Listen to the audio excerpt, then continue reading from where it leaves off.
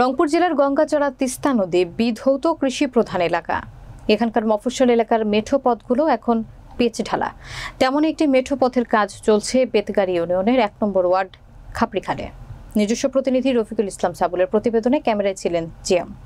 গঙ্গাচড়া উপজেলার বেতগাড়ি ইউনিয়নের ১ নম্বর ওয়ার্ড পূর্ব খাপড়িখাল বাবলুর মোড় থেকে নদীর আগালি ১ কিলোমিটার রাস্তার কাজ হবে। গ্রামবাসী কখনো কল্পনা করতে পারেননি, কারণ রাস্তাটির অর্ধ কিলোমিটার পূর্বে রাস্তা ছিল বলে চিহ্নিত করা যেত না।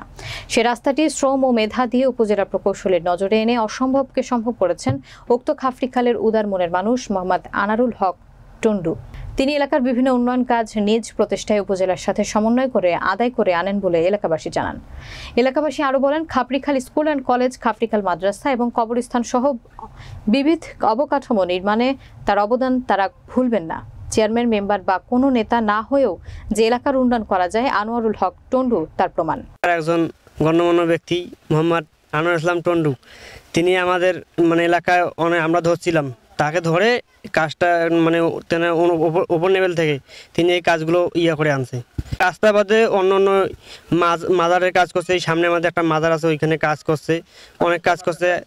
রাস্তাঘাটের কাজ অনেকগুলোই করে উনি মানুষের নিজের সাথে করে না, মানুষের জন্য করে, সজ্ঞানে সহযোগিতা করে। এইরকম কাজ যেটা হয় সেটা সহযোগিতা করে। কাজগুলো পূর্বে করে গেছে সেকেন্দার হাজি, এখন করলো আনোয়ারুল হোসেন টন্ডু। আপাতত টন্ডু ইনশাল্লাহ ভালো সুবিধা হবে। অসুবিধা ছিল টন্ডু দাদা। ও আচ্ছা, উনি তদারকি করতে চায় এবং উনি নিয়ে আসছে, তাই না? ইয়েস, অনেক ভালো হবে। আমরা রিক্সাতে বা অটোতে চড়ে যাইতে পারবো। আমার তদারকি ঠিক আছে। ভাই নাম কি? টন্ডু ভাই।